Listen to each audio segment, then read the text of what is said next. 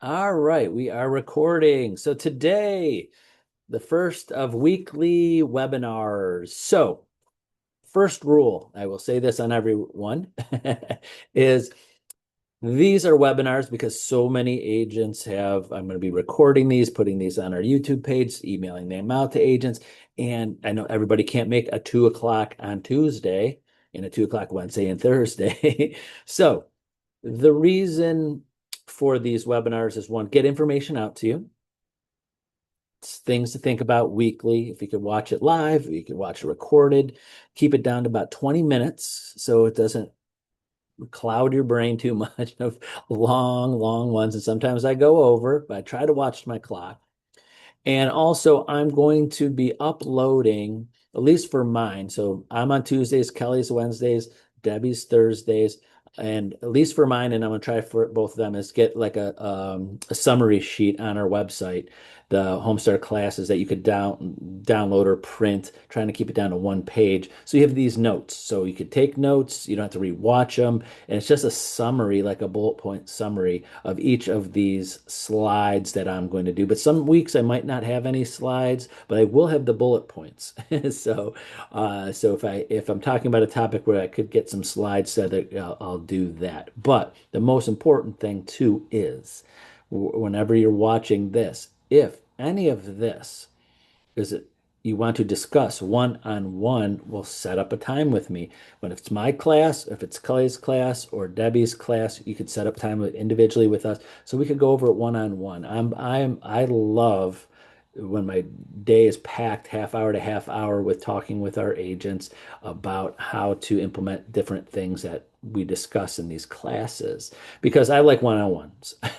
I like webinars so I could give out information. I love one-on-ones because when it's a group, sometimes that those calls or those questions you might not have, and I'm ADD, ADHD, and I lose focus if I'm not getting constant information. That's how I am. So we're gonna jump right into this. I'm gonna share my screen. Let's see here. Da, da, da, da. And then get into share. Where is my share screen? One second. Share. Share there. System settings. Sorry, first time sharing it on this webinar. There we go. Just pass.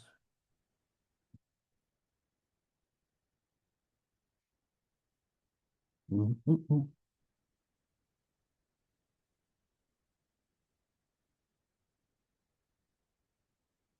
All right, now, because I'm using my webinar, it won't let me share the screen without restarting it, but we're not going to start it, restart it. So uh, it always sets up. Let's try one more time. There it is. Sure. All right. Hopefully you could see everything. There we go. All right. Great. There we go. All right, today's topic, daily non-negotiables. These are things that you should be doing daily, or at least 5 days a week to think about. Just just little things each day make a big difference. A lot of times agents think that they have to make like 100 phone calls a day for them to be successful in real estate. I promise you, there's to be successful in real estate is one prospecting daily, some type of prospecting, and it doesn't have to be 100 different people. It's following up on a few people, adding to your database. But we're going to go over a few of those things. So first, I would say if you really want to do this full time and someone said to me, Tony, I want an 8 hour day. Like I wake up in the morning and what should I tell myself to do for 8 hours? Well, I say 2 to 4 hours a day. You're sending calls, texts, direct messages, having conversations, connecting with people. And the sources are your sphere, your past clients, online leads, expireds, and for sale by owners, or a combination of those. So if you want, because I explained to this, if you see that 2 to 4 hours, is it when anytime, at least once a week, I have one of our agents setting up a meeting with me going, "Hey, Tony, I've been doing this for X amount of years. I'm really thinking I'm going to give up my day job and I want to do this full time. Can you help me with this?" Go, great, great. First, you have to do something like this. Okay, you're hiring yourself. Say you are your own employee, you're paying yourself. What were you going to have you do as an employee for 8 hours a day? Excuse me, 8 hours a day. What would you do?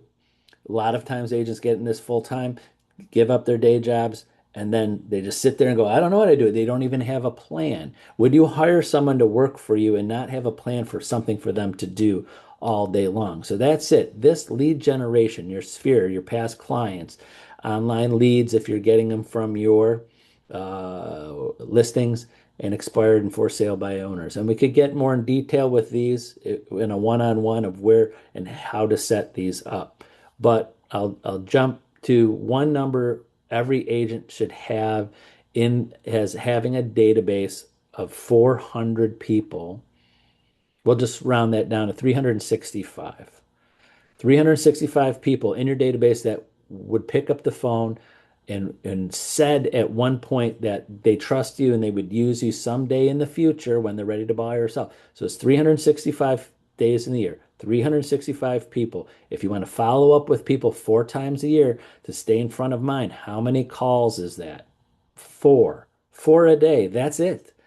And out of those 400 people, as time goes on, 10% of those people will be buying and selling just on average every 10 years. So that is 40 sales a year. 40 sales a year. Now, imagine doing the math. Say an average commission is $5,000. $5,000. 40 deals a year. That's $200,000 of gross commission. So I tell you just, do you want to make close to two? I mean, that's gross commission. Do you want to have 40 sales? Do you want to make $200,000 a year?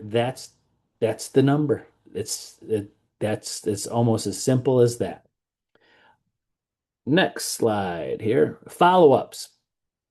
The fortune is in the follow-ups. Most deals happen after 5 or 12 touches. No follow-up eats no pipeline. If they are not a no, they are not they are not yes. So things. If any of you've ever taken a marketing class, I know I've taken several marketing class, high school, college, and beyond, in classes and conventions. And in those classes, general marketing, you have to, someone has to at least see your brand, see your product, or you have to have an average of 7 conversations with someone before they will choose to use you for whatever service or buy your product or anything about marketing in general. But with real estate, it takes even longer because we can't convince someone, "Hey, use me to whatever, or buy my product." It's because we're not selling things that people need right now. They might not need to buy a house or sell a house. So we got to keep our name and information in front of them over a long period of time between when they are going to buy or sell. And if you don't follow up with people, I promise you, you will have no pipeline. Let me use I am a perfect example of this. So many agents every year ask me this. So many agents ask me this. My agents like, "Tony, you say you don't sell to buyers and sellers." Yeah, I don't have my own business. What do you do with your referrals? What do you do with all of your business that you get? And I know what they're thinking. They're thinking, "Tony, you've been in real estate 33 years. Every single person that I have met in my lifetime or been on my social media knows I'm a real estate broker." Guess what? Zero, maybe 1 or 2 people a year might ask me, a close friend or relative, like, "Hey, can you help me find a house or sell my house?" Maybe one or two, that's it. But no one calls me because I don't reach out to people in a buyer or seller form. I don't have time. I'm helping my agents every day, 7 days a week. I'm help you with your business. So I'm the perfect case study if just for being in the business. People don't call you if you don't call on them and say, "Hey, I'm here for you. I would like to help you sell or buy or sell a house. I'm looking for more referrals." No one's referring me to anybody else. Everybody, because no one, they know my friends, my family, my people that know me through other businesses, whatever. Know I'm a real estate broker and been in this a lot. No one calls me to buy or sell a house because I don't promote that that's what I do. So I'm the perfect case study of having a great business when I was just an agent, sold many hundreds and hundreds of houses before I became a broker and decided to build the company and help my agents full time. And it just went downhill fast when you don't put the effort into it, follow-ups. So, and what I mean by the 400 people in your database, this is 400 people that won't tell you no. That if you leave a message, they're just not a yet, yes, that's a not yet. So if they don't say no, like they won't use you, then, and or they have somebody else, please call me. I'll help you figure out which people should be in your database. Really, it's pretty anybody that hangs up on you and yells at you. Anybody else that has, oh, well, my friend's in the business or my cousin's in the business, or we're not looking to buy or sell a house for the next 10 years, whatever it is, I'll give you a reason why to continue to follow up with them. Unless they yell at you and say, I don't want you to ever call me again, which rarely, rarely, rarely happens. Again, with starting with your sphere and the people that they refer you to. So I love helping our agents build their database. It starts right here. You know, years ago, 33 years ago, when I got into real estate, I had have an address book. And unless you had your address book with you and run around meeting people and writing down their name in an address book, you didn't have a database. This, you have a database to start with. It's your phone. You have people in there that you could really, this right here now could make you $200,000 a year over time without even adding anybody else. These are all people that know you or had something to do with you or your kids, friends, coach in Little League, who knows? All of those numbers that you have in your phone are somebody or a business that there's somebody that owns it or works there. Next, appointments. This is an important thing is that the only place money is made is with appointments. Your only job is to set appointments and go on appointments. Conversations equals appointments equals closings equals money. Appointments to me, of course, the easy appointments, not the easy appointments, but 100% they're an appointment. Somebody that's looking for a house, a buyer, and you go out and show them houses, that's an appointment. Someone says, "Hey, I want you to come over to my house and do a listing presentation." Those are two major appointments. I think to myself they're appointments plus. Now, a regular appointment to me is this. You call somebody on the phone. You're making your prospecting calls, just checking in on people. Hey, Bob, just calling you. Checked in on you 4 or 5 months ago. Just checking to make sure you don't have any questions about real estate. And again, I don't want to take a whole segment on just what you say in a prospecting call, but we will have a class on that. But this is kind of just the basics. Is in that prospecting calls, you should not be having a whole 20, 30-minute conversation about real estate and their needs and wants unless they really have the time. But you want to set up an appointment for that. Example, quick example, someone, "Hey, Bob, just kept checking in you. Hey, checking in you 4 months ago. You said, you guys are doing great. You own your house. You've been there 5 years. You said maybe 6 or 7 years. Maybe the kids are getting out of high school or college and you might downsize and all that. Where anything has changed in your real estate needs or wants?" No, but if they own a house, you can say this. You could say, but I would like to set up a time where I could go over the to show you the history and the value of your house going up and down in value over the last year because your house, certain times of the year went up in value, went down in value, and I want to show you where the history has been to see if it's on an uptick or downtick. Yes, Bob, values of houses do come down sometimes because every time there's a sale in your area, if it's less than your house value, it brings down your value. And every time someone has a sale in your area, the property goes up. If the house down the street, same size as you, is in terrible condition, and they sell, it affects your value. Your value went down too because that's the last comparable, and it goes by bedrooms and bathrooms and just general square feet and starts from there. So I can also show you what's on the market now and comparing it to you now. So you could really get people to set up a time to go over the value of the most, probably the most expensive thing that they have. So again, that's training and things to say in appointments, but you got to be thinking about that's making an appointment. So if you can call have at least 1 to 2 calls a day outside of, if you have active buyers and doing active listing presentation, and talk to 1 or 2 people a day and having a 40 half hour 45-minute conversation, doesn't have to be that long, about the value of their house and where it's going, and giving them some comparative market analysis, and just show them, even though they're not ready to sell, that's an appointment to me. It's getting in, showing your value before they decide to use you. So they see you putting in the time and you haven't earned any commission.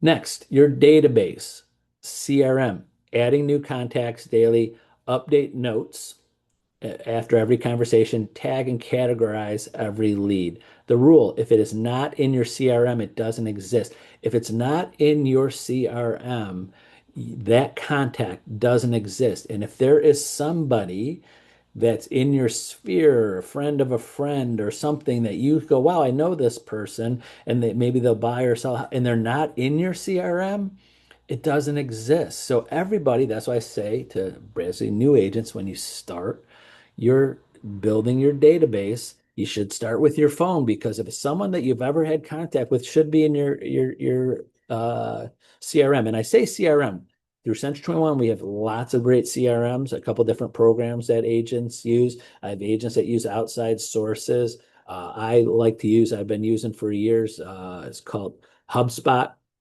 It's a free CRM, and has add-ons for a lot of different businesses. And we are going to get a lot more technology in CRMs and database management with Compass, some of our Compass technology that is coming soon. So, but what is the best CRM? Probably heard this before, the one that you use. And anything that's easy for you to use, you could use mobilely on your phone, that you know how to use. You're not spending more time figuring it out than actually using it. So adding contacts daily, updating your notes, like what you do every time you have a conversation, every time you leave a message, left a message, talk to your contact about their value of their home. So you don't have to try to remember. I gave that up so many years ago. A lot of agents I talk to every day, Tony, remember that, 2 weeks ago I talked to you about that seller that I have? I'm like, I am so sorry. I don't remember, because over all of the years, I've given up remembering at the end of every day. Every realtor has the story of late nights trying, their brain is getting crazy about what's coming up they have to do tomorrow, what's happening in all their transactions, and they're like a massive download of everything because they don't want to write down notes. So I have notes upon notes on things, on people and people I've talked to, and agents. But agents I talk to day to day, I don't write notes to those things when I'm trying to help you with your deal. So I always ask, hey, can you refresh my memory? But the point I'm getting at is that if you don't have a note of people, if you're trying to remember everything you've said to someone over a long period of time, and all of that, you don't win a contest. You don't win an award for that. All you have, you don't, if you remember everything you said to everybody, everyone in your database, you don't have enough people in your database. Two, you should tag or categorize these leads. hot, warm, cold, especially. And then I like by years. You could say, if there's a way to categorize, you could tag or categorize. I know that, like, I use HubSpot. You could have different tags for people in there. So, like, example, if you could have a tag for someone 2027, 2028, 2029. If I can make a perfect tag for agents, is write the year you think one, they're a buyer or seller. Two, what year do you think that they'll buy or sell, and start the year before. So if they think that they're going to buy in 2027, you have them in 2026. So so you could, at the beginning of 2026, you could go 2026, boom, your whole database. This is all the people that you have in your database you've been talking for years, that say this is the year, the next year, because you're catching them ahead of time, that they say they're going to buy. Now, you should have had them, you've been contacting them every couple of months anyways, but at least every year, and I promise you, maybe 1% of agents do this, but everybody should do it, is that at the beginning of the year, when I'm training and coaching agents, I go, okay, great. So, but you have so many people to follow up with. You just type into your database 2026, and you have everybody you've ever talked to that over the last 10 years that said that this is the year, or by the next year they're going to buy or sell, right? And 99% of them, no, I didn't do that.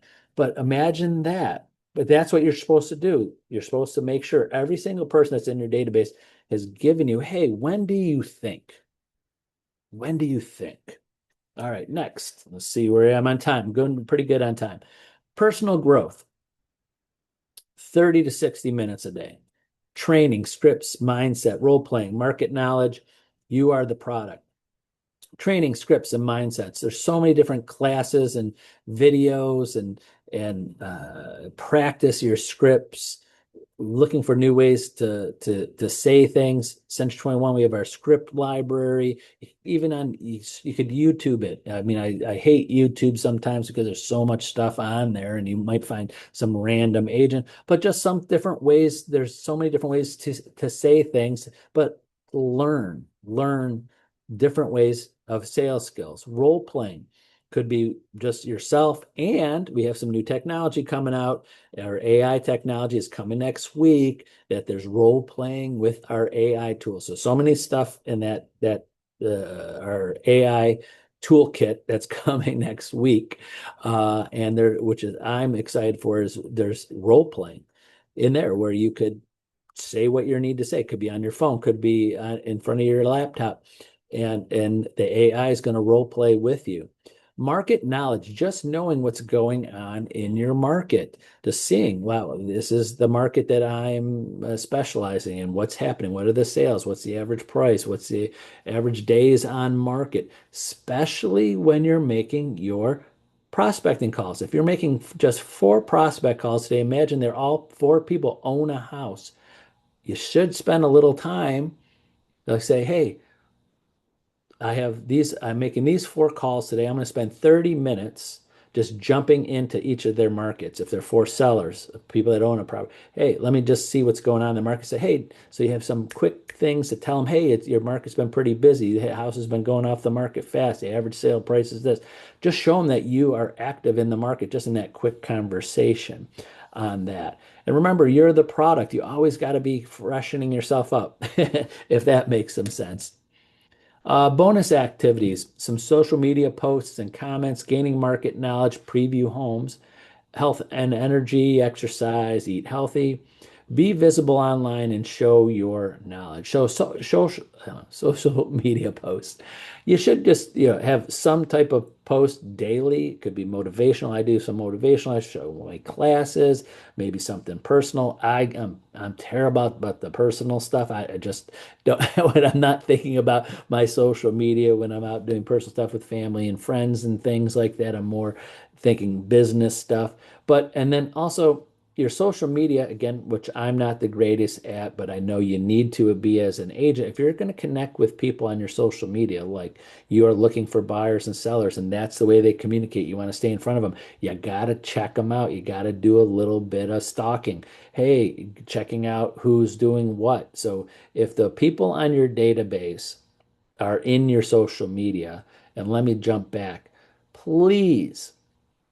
I hate to see this when I see one of my agents on, let's say, it's on my Facebook, and I see because all my Facebook is really all geared towards agents, our agents getting friending all our agents, other agents from other companies, just so I could show and help all of our agents in Ohio as much as possible. When I see one of our agents, I see you have like 350 mutual friends. I'm like, this agent is friending or being connected to other agents. Please don't do that. It's a waste of your time. These are not people going to buy or sell. You don't need to watch what other agents are doing. And you don't want them watching you. You're competitors. You might be friends. You might know them. You might saw them at that, but they're competitors. If both of you know the same seller, you're both going to be competing against that listing someday. So, and if you want to be active on your social media, sometimes it gets bogged down because you keep on seeing things and spending time talking, I use this as a good or bad example. Starbucks isn't sending messages and liking things on Dunkin' Donuts social media. They're not, they may be watching because they're competitors of what they're doing, but they're not interacting with them because that improves their algorithms too if you start sending them messages.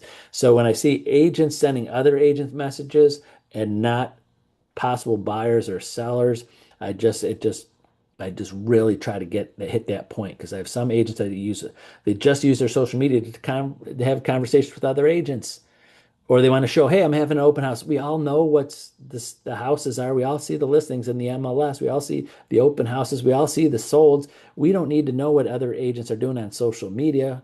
We can see that data if we want to see it in our MLS. So just a tip.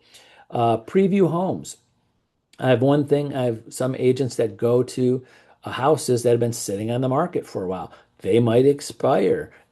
You're allowed to preview houses that you might have a buyer. Just when you set up the showing and showing time or calling the agent, just let them know, hey, is it okay? I say this is the professional, ethical thing to do. It's not unethical, but professional to say, hey, by the way, I'm just want to preview the house tomorrow at 2. I'm setting up an appointment. Want you to know, want the seller to know. I'm just previewing it. I'm not taking, any videos or pictures or, so just so they know, your sellers know that, it doesn't have to be spotless. They don't have to run out of the house. I'm running in and out. I really will only be like 10 minutes. So I like that because I know I've had sellers. I know we have sellers that just every time there's a showing, they're cleaning the house. They're spending a lot of time. They have to get out of the house.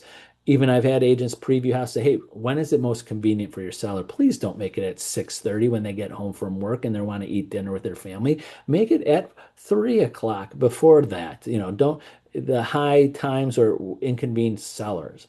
So, but preview homes because a little training is that if you're hitting expireds and say you see a house sitting on the market for 6 months and you go see it today and then 2 weeks from now you see it expire, when you call on those people or text them or email them or pop by or knock on their door and you say, I've been in your house and I've seen your house, that cuts a lot of competition. All those agents that never showed it to a buyer, never been in their house, and that puts you ahead that you were one of the few that actually were in their house to preview it. That because you might have were just wanted to make sure you saw everything because you work in the market and you have buyers in the market.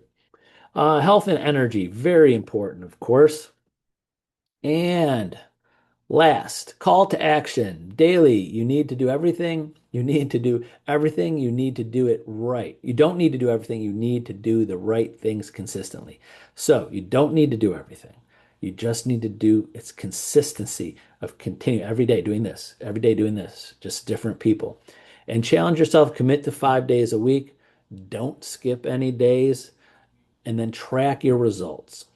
If you win the day, you win the week. If you win the week, you win your career. This is the blueprint's there, and this is the basic blueprint. This is why I wanted to start with this today, and I wanted to give a basic of daily non-negotiables of things you should be doing, and this kind of builds into every other one of our topics from now on. So that's it for today. Hit my 30 minutes, but remember, call, text, email me anytime, and if you want to go over this specific class, just get onto my calendar to talk2tony.net, talk the number two tony.net, put in the comments, like what you want to talk, and say this class and this is what I want to talk about, so I know to prepare and be ready for it. So that's it for today. Thank you so much for watching, and I hope to talk to many of you very soon. Bye bye.